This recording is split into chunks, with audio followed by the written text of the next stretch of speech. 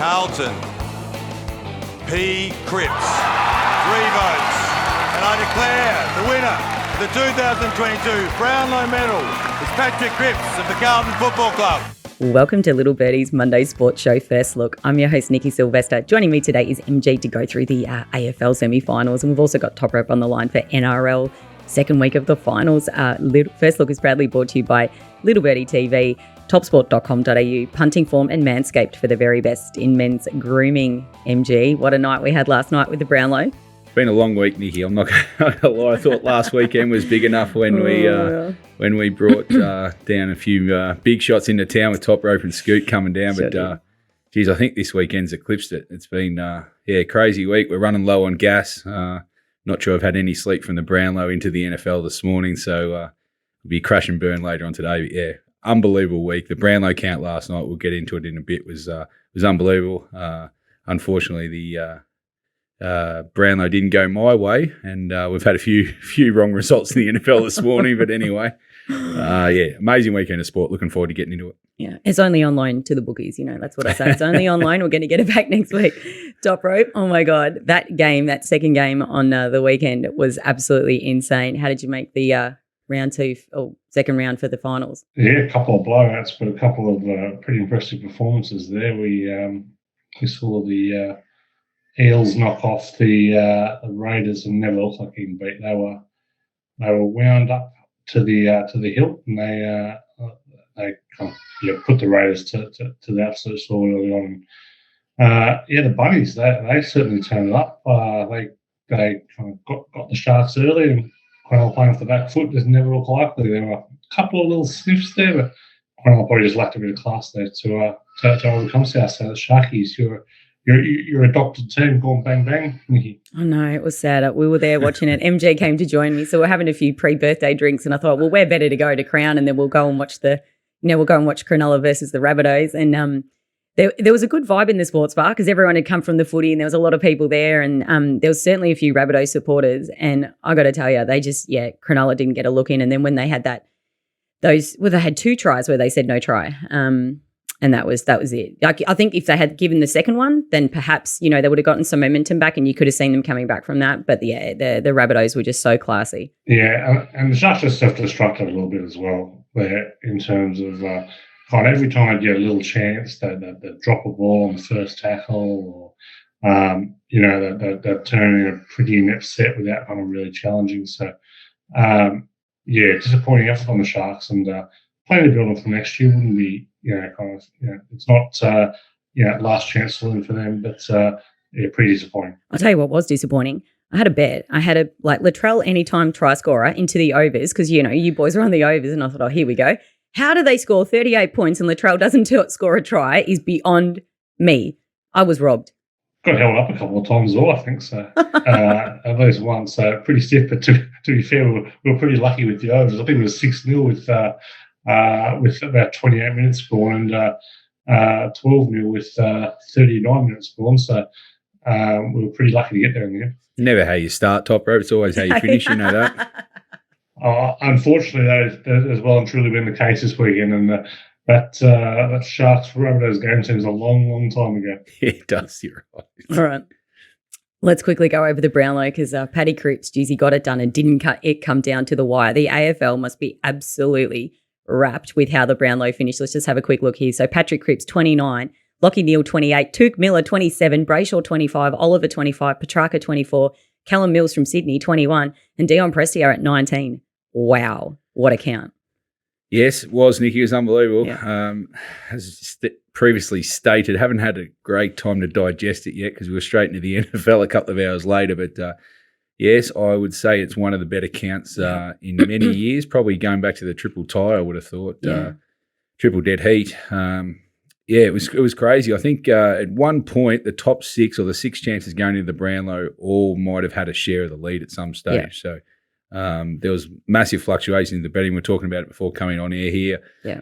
Neil basically, I think, got into about $1.20, maybe even shorter in the run. And then a couple of rounds later, Cripps was about the same price. So, swings and roundabouts. Toprope's already had a few inquiries into a few rounds. He doesn't doesn't quite comprehend in a game where, especially like Neil in the last round, for example, they got done by 10 goals. Melbourne absolutely smashed off the park and somehow gets a vote. Cripps, obviously the winner. It's a G up. Yeah, he had a couple of losing games where he piled 2 and 3 out of nowhere, but there's always stories like that in the Brownlow. That's one of the imperfections of the count, and I guess that's why a lot of people gravitate towards it. People see it through different eyes, and it's imperfect science. You can only do your best, but what a count. And you can't begrudge Cripps. No way. Beautiful human. His speech was really touching. He just seems like a genuine good bloke. And, it's good for the game. You need things like that. You need good blokes who have done it tough in a team that necessarily hasn't had a lot of success. And then they've come out and it's just that, that his personal take on the game. And I thought it was great. Like, what a speech. He clearly loves his family. He comes from a really small town. You're telling me that story about him and Kennedy. Yeah. Yeah, and there was a little stat there. I did see that, I think they're the only team in history who've won the Coleman Medal and the Brownlow and a team to miss the finals as well. Really? Which is, wow. This is an interesting stat. But, he's, Toprope's laughing. I can hear him in the background. They must be proud, Carlton. Well done. They've got to hang the hat on the small wins, Toprope, when you haven't played finals and done a lot for 2 decades. You've got to have a small wins. But, great count. Came down to the last round. Gil did a superb job in his final Brownlow as well. He built it up to a treat. And, the AFL will be very excited by it. So, congratulations to Pat Cripps. And, yes, we move on. The Brownlow's a great event. I love it. Oh, it's great for everybody. It's not just for the boys. The girls too. I think Grace and I were on the chat for at least an hour beforehand going, what about this one? What about that one? Oh, my God. Did you see this one? It's great. It's great for everybody. It's great for little kids to watch it. It's great for the adults because, and look, obviously the players have a good time. I think the Richmond Football Club looked like they were having a great night. There was a few guys, interesting. Having a great night. Libba from Bulldogs was having a great night as well, putting in sunnies. It's a good event when it's AFL related and Toprope tunes in to watch it. So a few takeouts from an outsider, MG. The AFL is one of the more boring sports in the world. But I'll tell you what, Brownlow night is something else. It is unreal. I was glued to the television. Great event. But let's get rid of the myth that the AFL and Gil McLachlan doesn't know what's going on beforehand. Because the ordering of games, what an absolute lie and a myth that is. Let's just move on from that. Fine, the results, that's good for you. I find it, like we mentioned it, I find it ridiculous how you votes are going to players on losing teams getting flogged. But anyway, a couple other notes. James Rain well and truly lost it. What was that? That was something else. That was a rough start. You guys might be able to take anything away from Cripps. I certainly can. Turned it off before the speech. Absolutely filthy. Gil McLachlan, he's going to be a massive asset to the world of polo, I'm sure. He was very, very he's got the drama down pat, doesn't he? He's got the touch of flair with the pronunciation, the proclamations is maybe the better term for it. It was it's a very energetic event. You feel exhausted at the end of it. You've got bets riding everywhere. I'll tell you what the hardest thing to do is to have to have a bet count like I did and have no idea what team anyone plays for. Very hard to find those bets. Yes. Great event. We still haven't added up what the final result was. I think we're finished in front, but as I said, we had to go pretty much straight in the NFL this morning. So when you have north of 100 bets in the event, it takes a while just to sort through it, but we'll have the accounting sorted at some stage in the next 24 to 48 hours. But good event. Gil's done a tremendous job, and then the next boss of the AFL will have a lot to live up to. Oh, won't he just? What a legacy to leave on. And our boy Cam Smith, he's got it done in the Live Golf. It's insane. I can't believe it. Yeah, Cam. First of many wins, I dare say. I didn't see a lot of it this morning. It was like MJ focused on the NFL, but ran away with a pretty comfortable victory. DJ, who was head after the first round and the main challenger yesterday, carded a 74, never really in contention today. So Cam Smith, well done.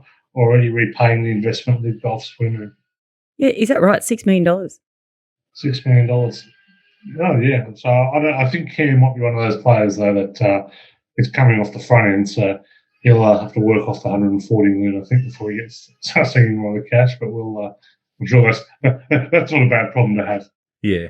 And did I see that they've got golf cart girls? So they're driving around. That's not a bad. I mean, look, listen. If you want to get people to the golf, that is not a bad way to go about it. The promos that I saw, I was like, geez, if I was a golfer, I'd go, right? Like, oh, absolutely. And I'll tell you what, like when you're backed by when you're facing the controversy about who you're backed by, all of a sudden a little bit of Ric Flair, bit of Ric Flair with some golf cart girls probably isn't going to do the reputation any more damage. So I don't mind it. I don't mind the play. They're zagging when everyone else is zigging. And just give us a quick recap of the NFL, because you boys, you've been up all morning. Give us a quick recap after the second round. Oh, just crazy. I just said to Toprope, can you remember a week like this is, unbelievable comebacks and, some teams are down, 3 touchdown ranges and they've come back and won. So we've still, the games have just finished the second lot, but it was Toprope, some unbelievable comebacks. Miami started off, I was on Baltimore -3.5, and they were led by 3 touchdowns, and they've got run down one of the more unbelievable matches with Tua throwing 6 touchdowns. Yeah, that was nuts. Tyreek Hill already paying dividends, 2 touchdowns, 190 yards. That was unbelievable. In that early slate of games, the Saints Bucks, they were tied up 3 apiece after 3 quarters, and then Brady led the comeback there. The Jets Browns. The Browns looked to have that one. They were running away with it, I'd say, in control. And then that's before we even get to the late slate, MG, when we saw the Rams almost blow it, the Cards come back, and the Bengals almost come back. Yeah, we were discussing before the game. I just think it's there's not many better sports in the world to punt on and to watch. There's so much theatre going on with it. And, if you don't watch the NFL, I know it's a punish at this stage, getting up at 3 a.m. to kick your day off. It's well worth it. They set it up so well, and this week was unbelievable. Yep. And the way that the players really get involved, and I think if you're new to NFL, if you haven't watched it before, it is a really long game, but that's because they obviously take the breaks out for when there's stoppage. So, and the players just get so behind it. So, like when they want defense, like the players are actually going defense, right? And it's like same for offense. Like it's insane. It's so the theatrics behind it, but the players just get so involved. You've got no choice but to just absolutely throw yourself into the game and really get behind it. It is so much fun. And obviously because they've still got great weather in the US at the moment, they've got massive crowds. People are out and about. They're loving it.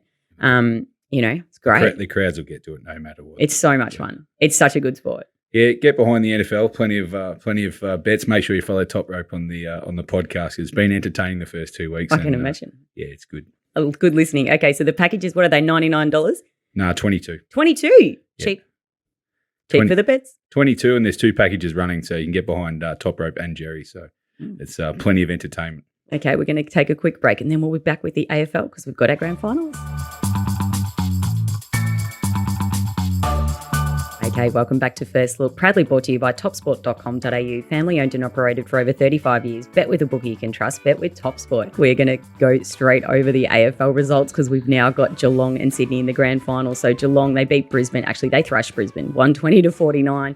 And what a thriller on Saturday afternoon. Sydney beat Collingwood by 1 point. That was absolutely insane. MG, what do you make of it? Yeah, like Toprope mentioned before, it seems a long time ago now since these games kicked off, especially on Friday night. Yeah, what a disgrace really by Brisbane showing up in that capacity when you got a spot in the grand final on the line. I thought they were very poorly coached. Chris Scott, either they were poorly coached or Chris Scott just put the sword to him because Brisbane's game plan going in after what they achieved the week before against Melbourne, where you had to go forward with speed and direction and not lob the ball up, and then all of a sudden they fell back into their old habits and come to Geelong where you've got Stewart who just tore them apart again. Yeah, I don't know. The game plan was shot. You could tell really early. I think the turning moment early in the first quarter was Hipwood dropped a chest mark on the halfback flank. Instead of them going forward, they turned it over for a goal. Yeah. So that was kind of the death knell for Brisbane. Yeah, Geelong were unbelievable. They're I'm not sure they haven't been underrated. They've won 15 games in a row or something going into the grand final. But they just seem to have no weakness. They seem to be fresh, running on top of the ground. As I said, well coached. They'll hold no fears going into against Sydney and the MCG, and they'll be well rested. Whereas, as we said, the Saturday night was unbelievable. Sydney were coasting for most of the game. Yep. It was one of those occasions where if they'd kicked straight early, the game should have been over before halftime. And as with Collingwood all year, they just hang in, and they just ran on top of the ground. Sydney looked really tired in the last quarter. I'm not sure if it was a combination where maybe the players had got a bit ahead of themselves and started thinking, we've done enough here. We're in the grand final. How good is it going to be? Switched off. And then all of a sudden the crowd started to get a bit nervous, and then Collingwood found a gear and started to run over them because Sydney don't want to watch the replay of the last probably quarter and a half because it's not good watching from them. But, yeah, Collingwood, what a season, the season was insane. I'm not sure. Again, for a long time, either if you supported Collingwood or just watching from afar, as a supporter, you've had an unbelievable ride. And, you could have, a decision here, a decision there. As I said, I think Sydney should have put the game to bed early, but in the end, they had maybe a 50-50 decision that went against them with the Papley one. But, they could have just as easily snuck in for the grand final as well. So, they've got a lot of upside, Collingwood. They should be pretty proud with their year. They fought it right out. And, so we've got Geelong, Sydney for the grand final, Nick. So, I mean, could you imagine, honestly, at one point I was thinking, geez, the AFL would be absolutely dirty if it's two interstate clubs, right? For what was the VFL, especially the grand finals in Melbourne, you need Melbourne clubs. And then I thought, geez, imagine if it was Collingwood, Geelong. I'm sitting there, we're on my way to Crown, 2 minutes to go. I'm listening to it. And I'm like, Jesus, Collingwood's going to win. And I thought, wouldn't that just be the way that they'll fall over? They'll get a goal. It'll just be there. And then I thought, geez, that'd be a good grand final. But I am happy Sydney's in it. I agree with you. I think that if they went back and watched the replay, they'd be surprised that they got that far into losing the game. They're going to have to really step it up against Geelong. Geez, they were classy. But Brisbane didn't bring any of what they brought to Melbourne. So, I don't know how to make – I think maybe you're right. Geelong have just been underrated, but maybe that's because everyone thought Melbourne would bounce back and they would – they were the premiership favourites all year. Everyone just thought, they're having a little bit of a low streak. You've got all the other teams that got on a run like Collingwood. But, geez, they were classy and they're going to have a lot of support. But Sydney, geez, they got support down here. So, be interesting. Looking forward to it. And, look, I just hope it's a close game. Hope it's a close game. We'll unpack it in a little bit with the odds. All right, let's have a quick look at the bookie wrap. Okay, 2 of 2 faves, 1 of 2 covers, 2 of 2 over totals, and 2 of 2 for the home teams for the season. That takes us to 71% of faves, 52% of covers, 55% over totals, and 61% for the home teams. And here we go for the stings. So we had 1 of 3 for the week.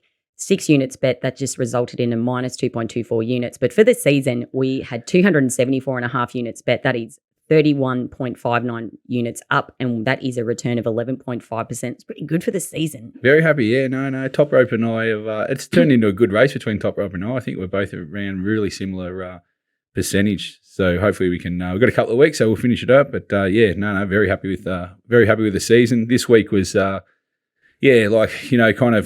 Brisbane would have shown up better. I thought it was a decent line. Geelong were pretty well supported in the market, but it was done and dusted early, unfortunately there. Got some money back with the total. I thought, just a bit low on the total. It did go over with quite a bit of time to spare, so that was a reasonably easy watch.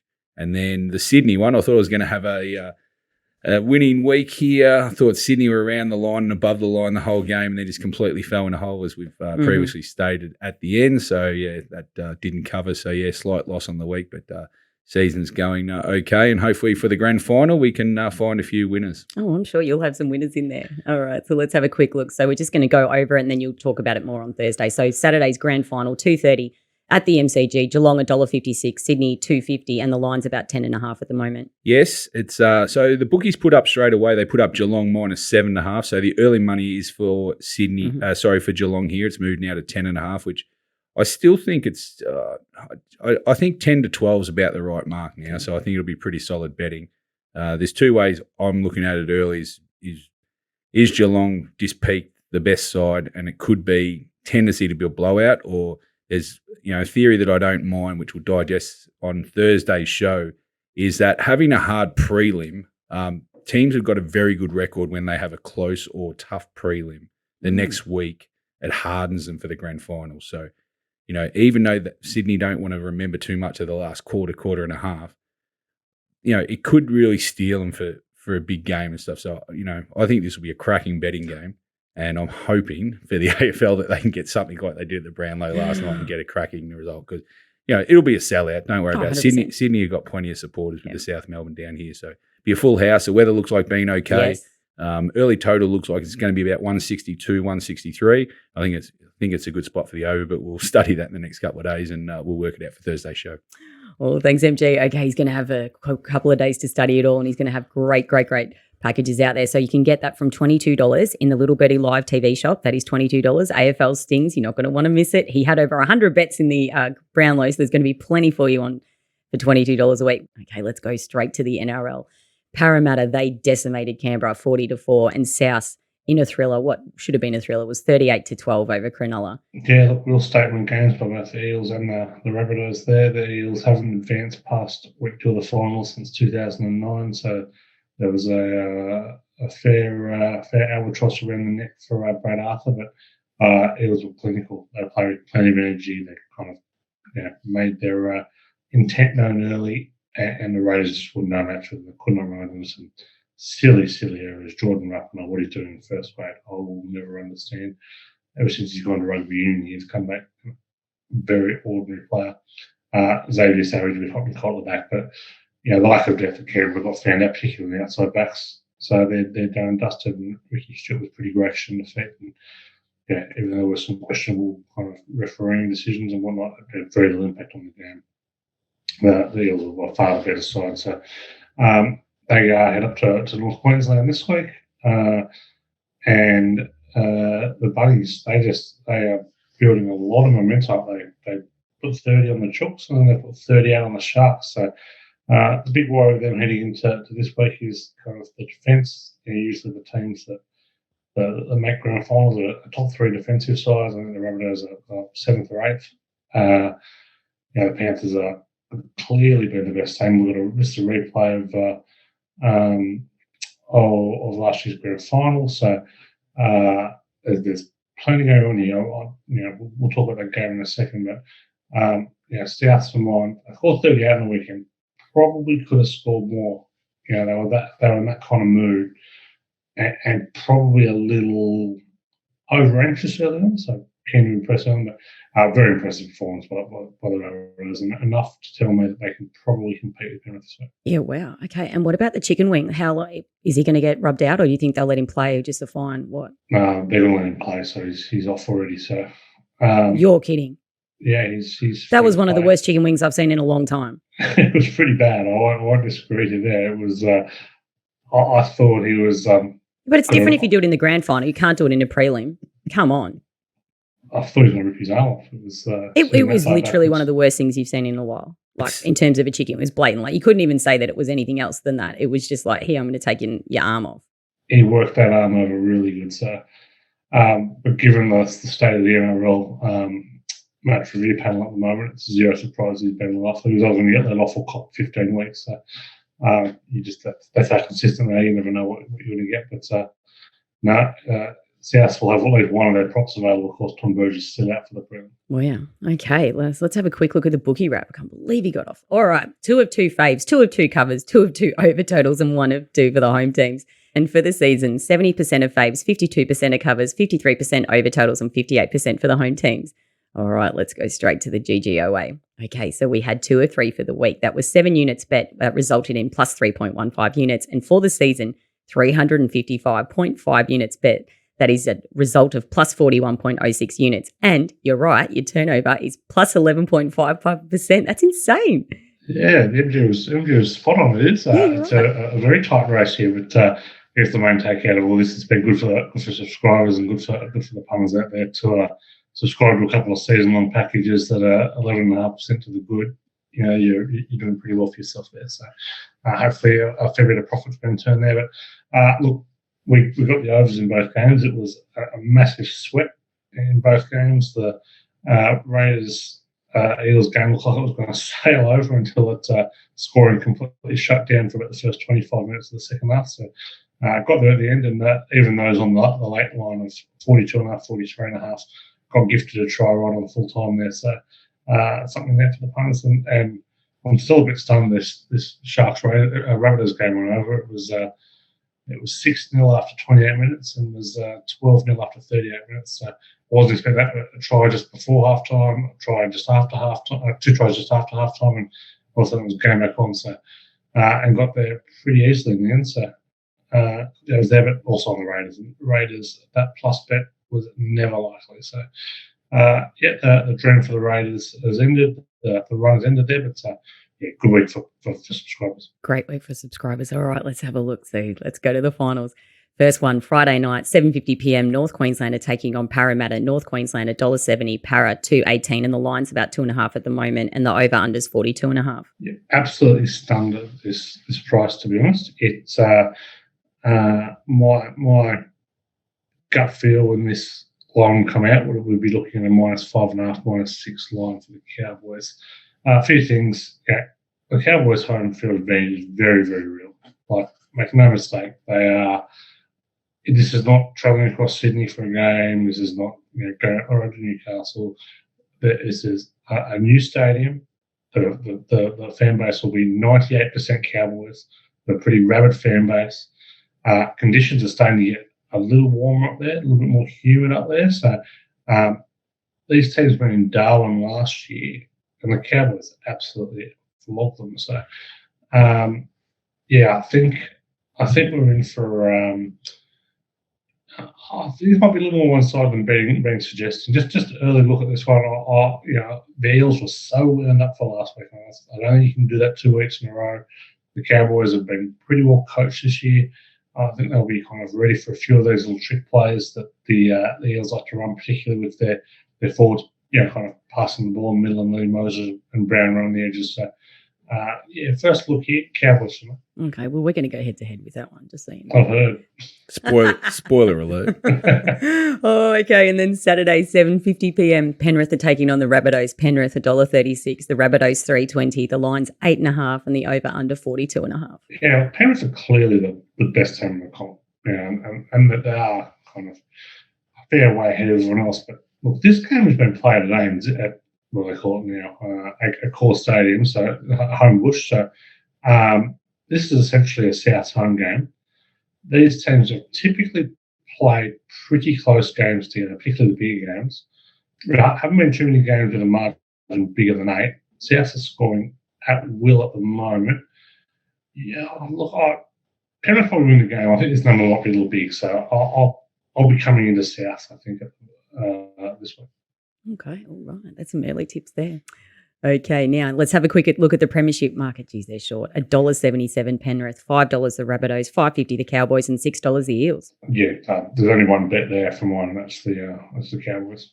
$5.50 you'll get. I think they're huge over the odds this week, and I think you're going to get there'll be a bit of value. I think that would be a chance to beat Penrith next week. I don't know that Parramatta could beat Penrith, all things being equal, in a grand final, but not coming into that yet. But I know Parramatta had a good record against them this year, but